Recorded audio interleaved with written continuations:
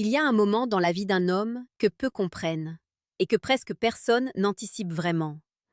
Un moment silencieux, presque invisible de l'extérieur, mais qui change absolument tout. Ce moment, c'est celui où tu réalises que tu n'as plus besoin d'elle. Pas parce que tu la détestes, pas parce que tu es blessé, pas parce que tu joues un rôle, mais parce que quelque chose en toi s'est transformé. Une lucidité nouvelle, une stabilité intérieure, une forme de paix que rien, ni personne, ne peut plus vraiment perturber. Et c'est précisément à cet instant que tout bascule. Parce que tant que tu avais besoin d'elle, tu étais prévisible, tu étais contrôlable, tu étais dans une dynamique que beaucoup d'hommes vivent sans même s'en rendre compte, celle du manque, du besoin constant de validation, du désir d'être choisi. Mais dès que ce besoin disparaît, tu deviens autre chose. Et c'est là que, souvent, elle commence à te regarder différemment. Pas forcément immédiatement, pas forcément consciemment, mais profondément. Le stoïcisme enseigne une vérité dérangeante. Ce qui nous rend vulnérables, ce n'est pas ce que les autres nous font, c'est l'importance que nous leur donnons. Marc Aurèle le formulait autrement. Si quelque chose extérieur te trouble, ce n'est pas cette chose elle-même qui te perturbe, mais le jugement que tu portes sur elle. Et pendant longtemps, ton jugement sur elle était clair. Tu avais besoin d'elle pour te sentir complet.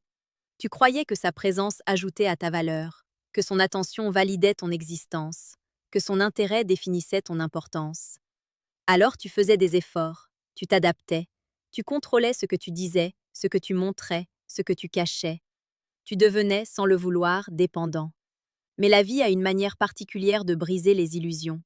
Peut-être qu'elle s'est éloignée, peut-être qu'elle t'a ignoré, peut-être qu'elle t'a remplacé plus vite que tu ne l'imaginais, ou peut-être que rien de spectaculaire ne s'est produit, sauf un lent épuisement intérieur. Et c'est souvent dans ce silence, dans cette fatigue émotionnelle, que naît le changement. Tu commences à te poser des questions. Pourquoi est-ce que je donne autant pour quelqu'un qui donne si peu? Pourquoi est-ce que mon humeur dépend de son comportement? Pourquoi est-ce que je me sens diminuée quand elle s'éloigne et soulagée quand elle revient? Et peu à peu, sans bruit, tu reprends quelque chose que tu avais abandonné, ton centre. Épictète disait que l'homme libre est celui qui ne dépend de rien qui ne soit pas en son contrôle. Et tu réalises alors une chose brutale, mais libératrice. Elle n'a jamais été sous ton contrôle. Ses émotions, ses décisions, son intérêt, tout cela ne t'a jamais appartenu. Alors pourquoi avais-tu construit ton équilibre sur quelque chose d'aussi instable? Cette prise de conscience ne vient pas d'un coup. Elle se construit, elle se forge, par des moments de solitude, par des remises en question, par des choix difficiles. Tu arrêtes de courir après ces réponses, tu arrêtes d'interpréter chaque silence, tu arrêtes de suranalyser chaque message, tu arrêtes de chercher à comprendre ce qui, en réalité, n'a pas besoin d'être compris. Et plus tu lâches prise, plus tu récupères de la puissance. Parce que ce que tu perds en illusion, tu le gagnes en clarté. Ce que tu perds en dépendance, tu le gagnes en stabilité. Et ce que tu perds en besoin, tu le gagnes en respect de toi-même. C'est là que le changement devient visible, pas forcément dans ce que tu dis, mais dans ce que tu ne fais plus. Tu ne poursuis plus, tu ne t'expliques plus inutilement, tu ne cherches plus à convaincre, tu n'essaies plus d'être choisi. Et cette absence de besoin crée un vide étrange. Parce que les dynamiques humaines reposent souvent sur un équilibre implicite. L'un poursuit, l'autre observe. L'un s'investit, l'autre teste. L'un s'attache, l'autre prend de la distance. Mais quand cet équilibre est brisé, quand celui qui poursuivait cesse de le faire, l'autre le ressent. Pas toujours immédiatement, pas toujours consciemment, mais profondément. Sénèque écrivait que celui qui est capable de se suffire à lui-même devient irrésistible. Et ce n'est pas une question de manipulation, c'est une conséquence naturelle. Quand tu n'as plus besoin, tu ne projettes plus de manque. Quand tu ne projettes plus de manque, tu ne cherches plus à combler un vide. Et quand tu ne cherches plus à combler un vide, tu deviens solide. Et cette solidité, elle se sent. Elle se voit dans ta manière de parler, dans ta manière de regarder, dans ta manière d'être présent, sans chercher à impressionner. Tu ne cherches plus à capter son attention. Tu n'attends plus ses réactions. Tu n'es plus suspendu à ses décisions. Tu es là, complet. Et c'est précisément cela qui change tout. Parce que pour la première fois, tu n'es plus un homme qui veut être choisi. Tu es un homme qui choisit. Et cette inversion est déstabilisante. Pour elle, pour toi, pour la dynamique entière. Elle ne sait pas forcément ce qui a changé, mais elle le ressent. Elle remarque que tu es moins disponible, mais plus présent quand tu es là. Elle remarque que tu ne réagis plus comme avant. Elle remarque que certaines choses qui te faisaient réagir ne t'atteignent plus. Et c'est là que commence une forme de tension silencieuse, parce que ce qu'elle avait l'habitude de contrôler lui échappe. Pas par stratégie, mais par transformation. Et cette transformation, elle ne peut pas être simulée, parce que le stoïcisme ne consiste pas à jouer un rôle détaché. Il consiste à devenir réellement indépendant intérieurement. Et cette indépendance ne dépend de personne. Ce qui est fascinant, c'est que ce moment où tu n'as plus besoin d'elle ne ressemble pas à une victoire bruyante. Il n'y a pas de musique, pas d'applaudissements, pas de reconnaissance extérieure. Au contraire, c'est souvent un moment très calme, presque banal. Tu te réveilles un matin et tu réalises que tu penses moins à elle.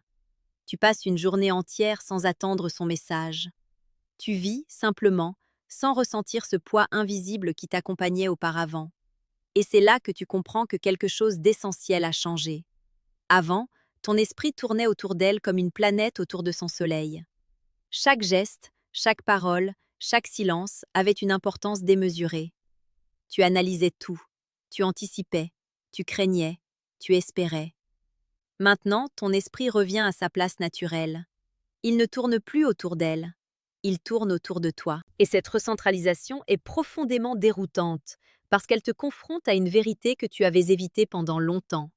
Tu n'avais pas besoin d'elle pour être complet. Tu avais simplement oublié comment exister sans t'accrocher. Épictète disait que l'attachement excessif à ce qui ne dépend pas de nous est la source principale de notre souffrance. Et pendant tout ce temps, tu étais attaché à une idée, à une projection, à une attente, pas à la réalité. Parce que la réalité, elle, était souvent simple. Une personne avec ses propres désirs, ses propres hésitations, ses propres limites. Mais ton esprit avait construit quelque chose de plus grand, de plus intense, de plus nécessaire. Et c'est cela que tu as laissé tomber. Pas elle, mais l'illusion. Et quand cette illusion tombe, il reste quelque chose de beaucoup plus stable, toi, face à la vie. C'est à partir de là que ton comportement change, mais pas de manière forcée. Tu ne te dis pas « je vais être distant » ou « je vais faire semblant de m'en foutre ». Ce genre de stratégie est fragile. Elle finit toujours par se fissurer. Ce qui se produit est plus profond. Tu n'as simplement plus l'énergie de jouer. Tu ne cherches plus à créer des effets. Tu ne calcules plus. Tu es plus direct, plus simple, plus authentique.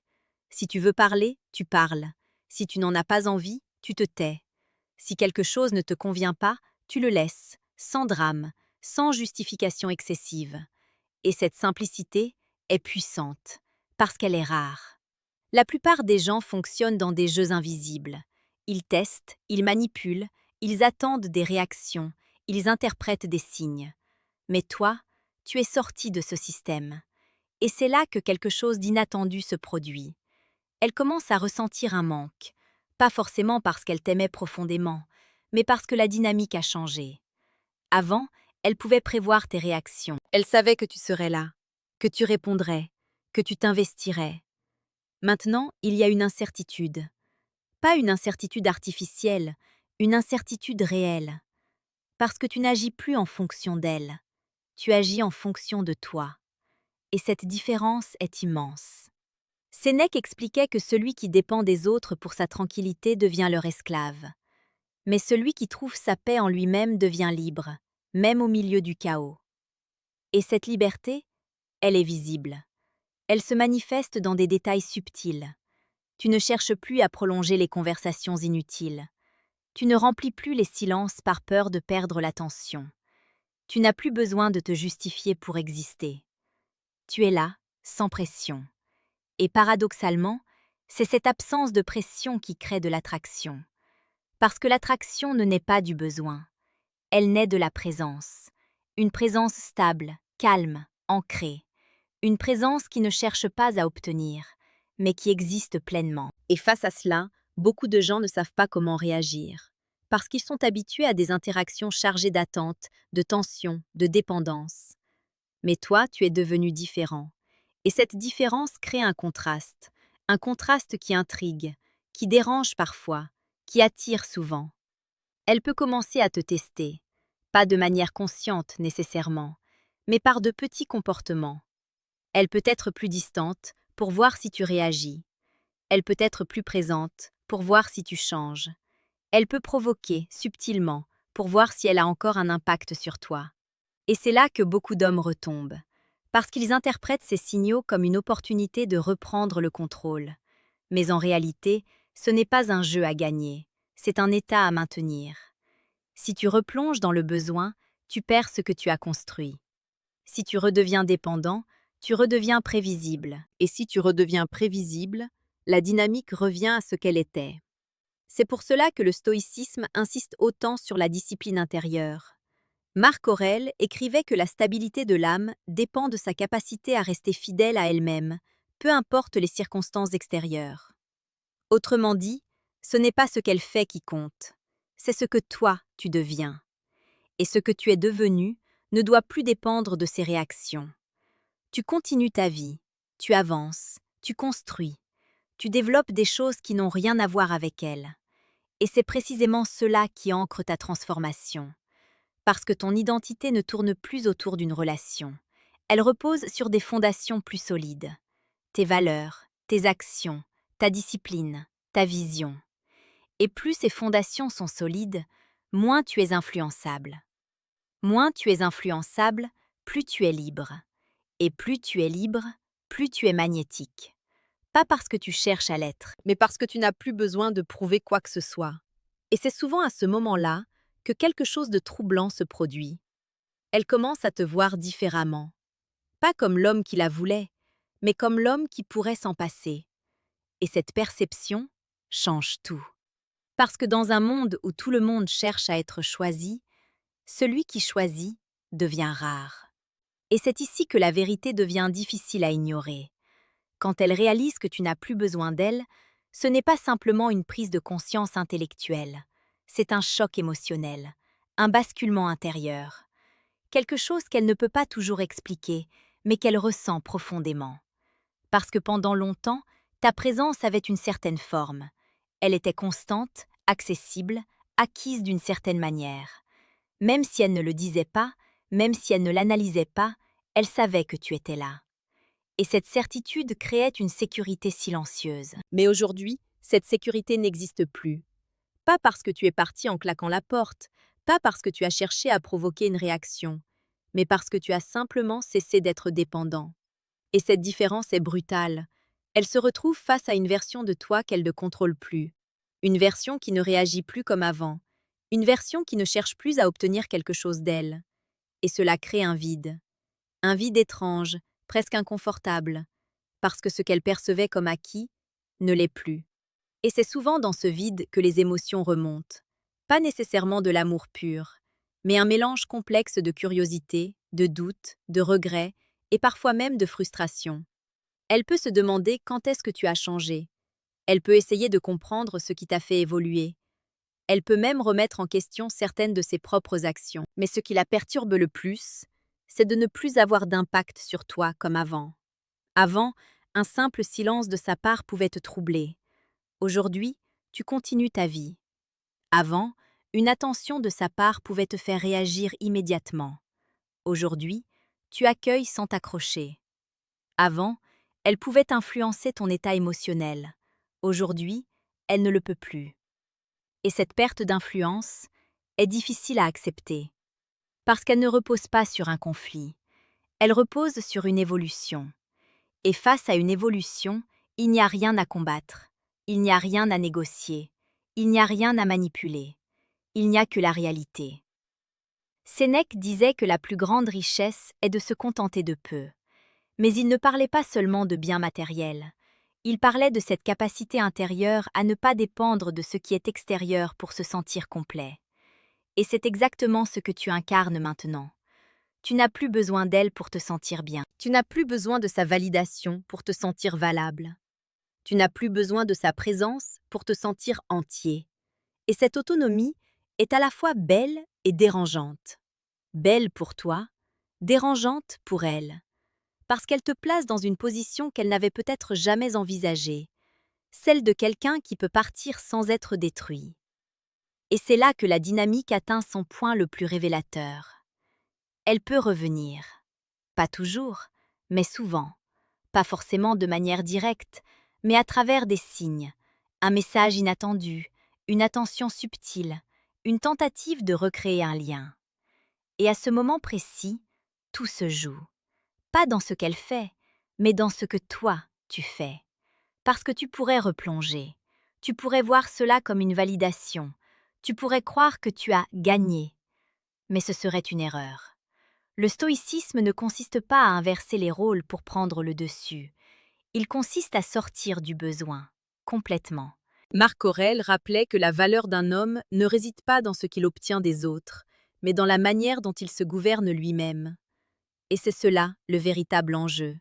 Te gouverner, rester aligné, ne pas trahir la paix que tu as construite pour un retour temporaire, parce que ce que tu as gagné est bien plus précieux qu'une réaction.